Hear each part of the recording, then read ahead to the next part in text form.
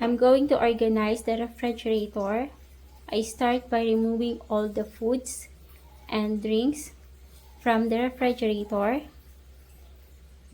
Then I'm going to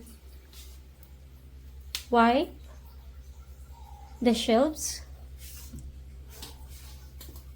using a damp towel like this.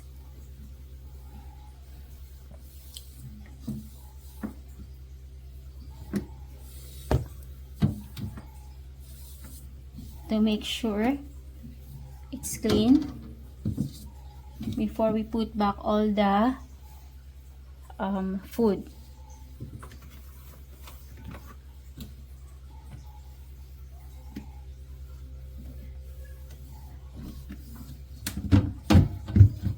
I'm going to move the shelf a bit so I can wipe also the corners.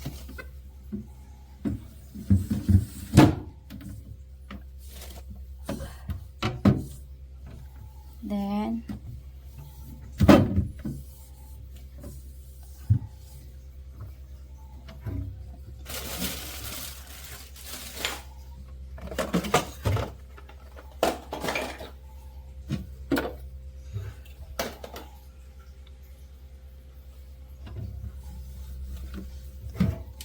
wipe again all the shelves.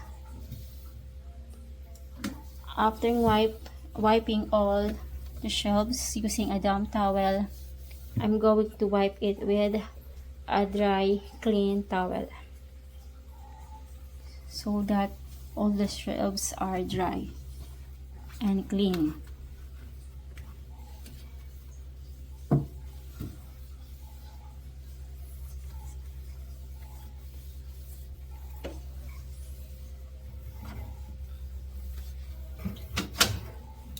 Now,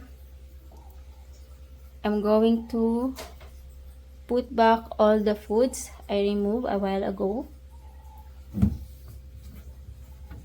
and organize it accordingly. Then throw away if the food are already expired. I'll just double check.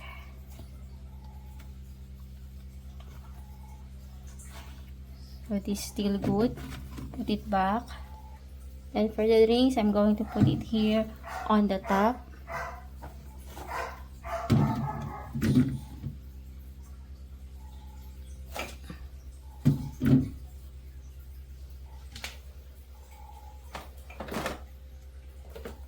So that it will look clean and neat and organized.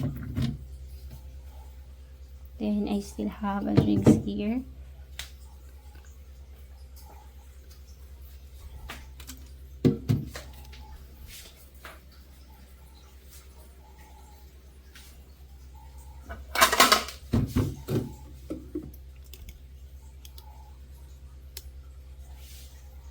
Then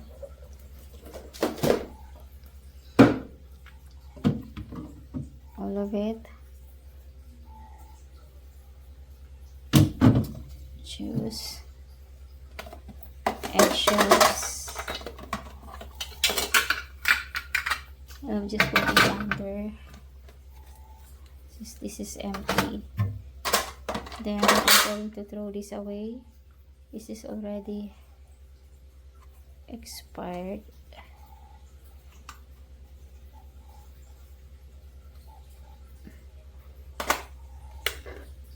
And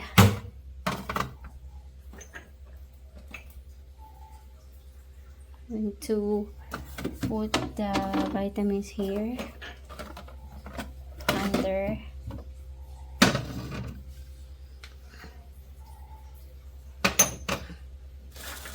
Also with this one.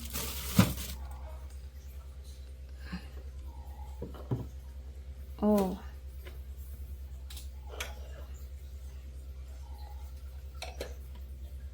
this is already expired.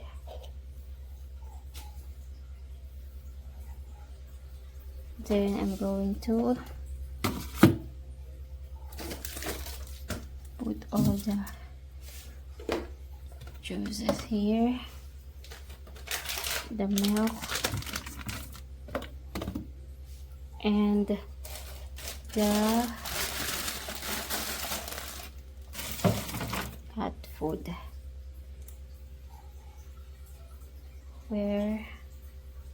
and I'm going also to clean the vegetable compartment.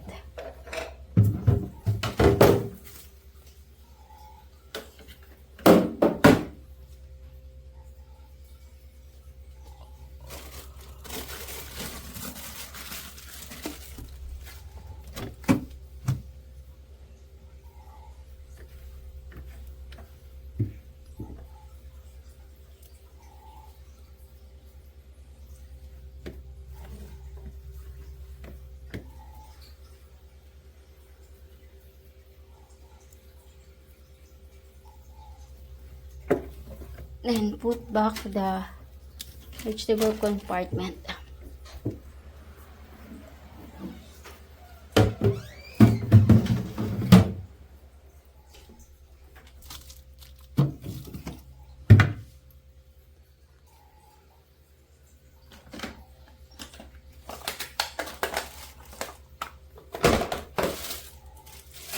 Now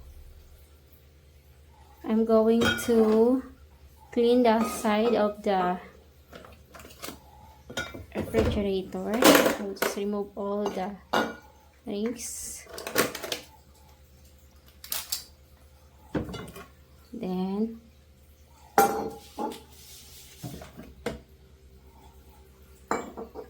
wipe it with clean towel.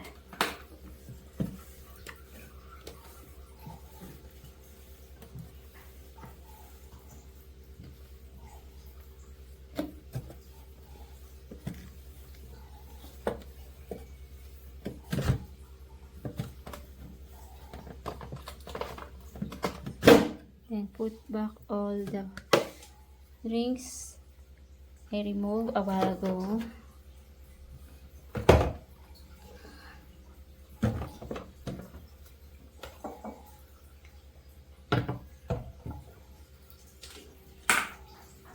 Like this. I'm going to throw this away. Oh no. And this one. And the last part is this.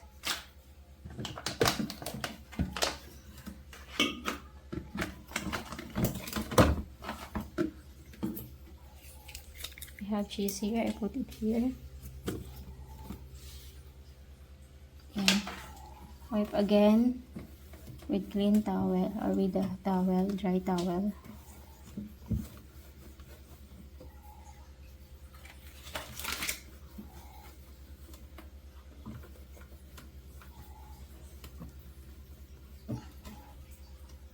Then put back all the food I removed a while ago.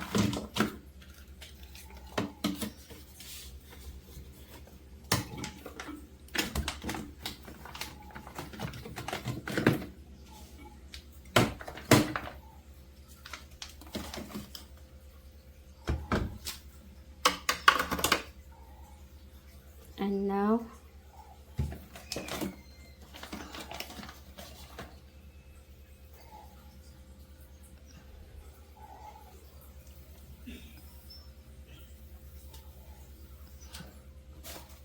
the refrigerator is clean and organized. Now I'm going to refill this with water later.